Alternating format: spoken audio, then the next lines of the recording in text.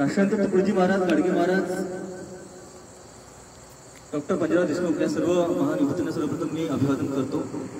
आज आपण शक्ती केंद्र दोन्ही टाकळी येथे आपण या ठिकाणी जमलेलो आहोत, ते म्हणजे जैन धर्मियांचे 24वे तीर्थकार भगवान महावीर यांची आज जयंती आहे। आजच्या कार्यक्रमाला अध्यक्ष लाभलेले नवीन भाऊ, सुबोध भाऊ, राजीव भाऊ या सर्वांच्या ठिकाणी मी स्वागत करतो आणि सर्व मान्यवरांचे। आपण हे जयंतीचं आपलं हे 4थं वर्ष आहे। नवी आशा नवी दिशा ग्रुपच्या मार्फत आपण 4थं वर्ष की आपण ते जयंती भगवान ते आपण महावीरांची जयंती साजरी करून राहिलो। आणि हे सुरुवात अशी झाली होती की आपण जेव्हा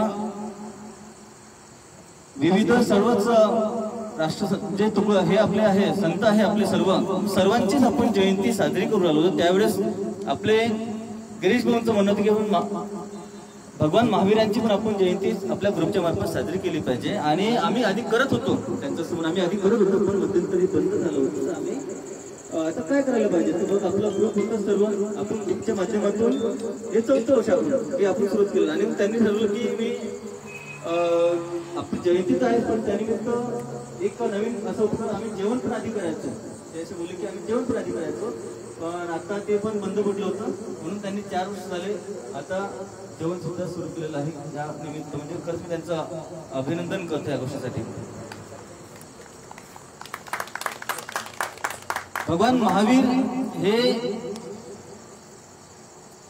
त्यांचा इतिहास खूप मोठा आहे। सकाळी आपण रामधून जेव्हा काढली त्या रामधून मध्ये आपण पूजन सुद्धा केलं फोटोचं, आणि या मार्फत आपण एक संदेश देण्याचा प्रयत्न केला की सर्व धर्म समभाव। आपल्या दुनिया गावातून आपल्याला एक सगळ्यात मोठा आदर्श निर्माण करायचा की तो म्हणजे सर्व धर्म समभाव। आणि आपण सर्व जाती धर्माच्या सर्वच आपण जयंती आपण या ठिकाणी साजऱ्या करत असतो। म्हणून भगवान महावीर हे साधारण व्यक्तिमत्व नव्हतं, हे खूप मोठं व्यक्तिमत्व होतं। त्यांचा जन्म जरी मोठ्या राजकारणात झाला पण त्यांना त्याची काही आसक्ती नव्हती त्या गोष्टीची, कारण की त्यांचा जन्म असं झाला होता की समाजाला उभारण्याचा जन्म झाला होता। आणि ज्याला समाजाला उभारायचं असते त्याला कितीही मोठ्या राजकारणात जन्म झाला पण त्या राजकारणाचा त्याला काही गुण असतो, त्याच पद्धतीत झालं। भगवान महावीर यांचा जन्म राजकारणात झाला पण त्यांना त्याचा काही गुण होता। त्यांनी कमी वयामध्ये सगळं राजपाट सोडून ते बाहेर गेले, 12 वर्ष तपश्चर्या केली व त्यांना कळलं की हे जग म्हणजे काय आणि आपण जगाला कोणता मार्ग दाखवला म्हणजे जग सुखी होऊ शकते त्यांनी ठरवलं। मग त्यांच्या लक्षात त्यांनी पंचसूत्र तयार केले आणि त्यामध्ये सगळ्यात महत्त्वाचा अहिंसा। अहिंसा हा परमधर्म। बाकी सूत्रावर बोलत नाही, फक्त एकच अहिंसावर बोलू आपण, बाकीचे सूत्र बाकीचे बोलत। अहिंसा परमधर्म। आता अहिंसा म्हटलं की आपल्या डोक्यात काय येते, तो कोणाचा विरुद्ध शब्द आहे, हिंसा। हिंसेचा विरुद्ध शब्द अहिंसा, बरोबर आहे ना दीदी, बरोबर आहे ना? अहिंसा आणि हिंसा हे 2 शब्द आहेत।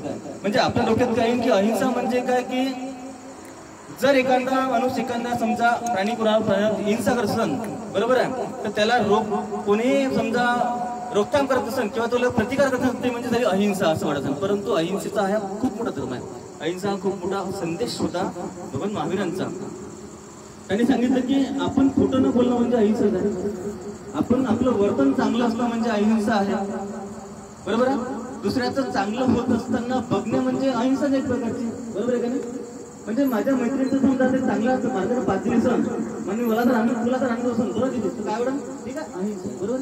तर मग हे आपण ठरलं पाहिजे। आपल्या शेजाऱ्याचं समजा जर चांगलं होतं ते आपल्याला जर पाहण्याची शक्ती असेल आपल्यामध्ये तरी खूप सगळ्यात मोठी अहिंसा आहे। आणि अशा माणसाचं काय होते, भगवान महावीर त्यांना मदत करत असते, बरोबर आहे। म्हणून आपण हा अहिंसा हा धर्म पाडला पाहिजे। म्हणून अहिंसा परमधर्म त्यांनी म्हटलं होतं। अहिंसेला खूप मोठं त्यांनी महत्व दिलेलं आहे। भगवान महावीरांचे आपण जेव्हा विचार करतो त्यावेळेस त्यांनी 24 तीर्थकार ते होते। तीर्थकार म्हणजे काय असते की प्रचारक, बरोबर आहे। जेव्हा धर्माची स्थापना झाली त्यावेळेस त्यांनी हा धर्म खूप वाढवला, जैन धर्म। आणि जैन धर्मांमध्ये आपण पाहतो की खूप संयमी लोक असतात। म्हणजे मी पाहतो माझ्या ऑब्झर्वेशन असं की अल्पसंख्याकांमध्ये जैन धर्म हा येतो, परंतु त्यांची कधीच लढाई मी पाहिली नाही की आम्हाला अल्पसंख्याकांचा लाभ भेटला पाहिजे किंवा मला हे भेटलं पाहिजे ते भेटलं। मी कधीच पाहतो खरंच त्याचा अभिमान वाटते की बाकीचे अल्पसंख्याक पण आपण पाहतो त्यामध्ये खूप ओळातड असते, परंतु भारतामधला जो जैन धर्माचे जे लोक आहेत त्यांचा आदर्श घेण्यासारखा आहे. त्यांनी कधीच आम्ही अल्पसंख्याक आहोत आणि आम्हाला हा लाभ भेटला पाहिजे की आमच्यासाठी हे आम्ही केलं पाहिजे, कधीच त्यांचा उठाव नसतो. कारण की ते समाधानी आहे आणि समृद्ध आहे आपण पाहतो. कारण की त्यांना भगवान महावीरांची ही शिकवण आहे आणि ते त्यानुसार चालत आहे. ही चांगली गोष्ट आहे. म्हणून आपण भगवान महावीरांची जयंती साजरी करत असतो. आणि सोबतच आज डॉक्टर पंजाबराव देशमुख यांचं पुण्यतिथी आहे.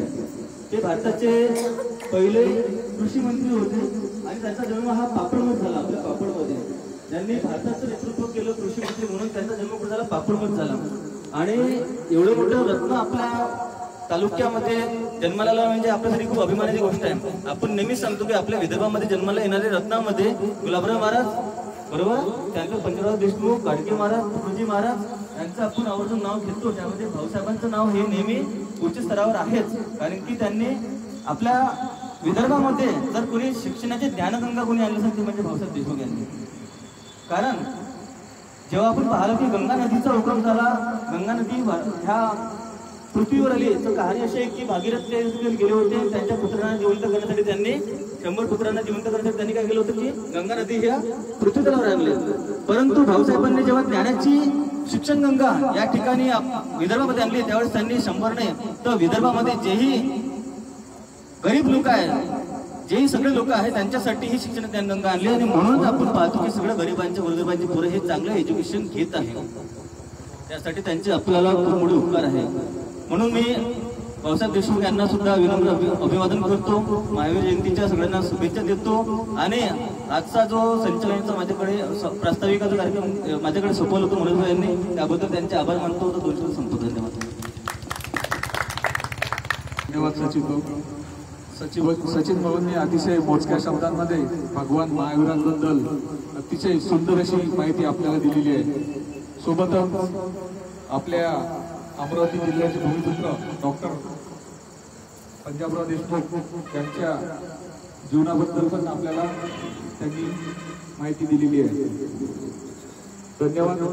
यानंतर आजच्या या भगवान महावीर यांच्या जयंती निमित्ताने शुभेच्छा देण्यासाठी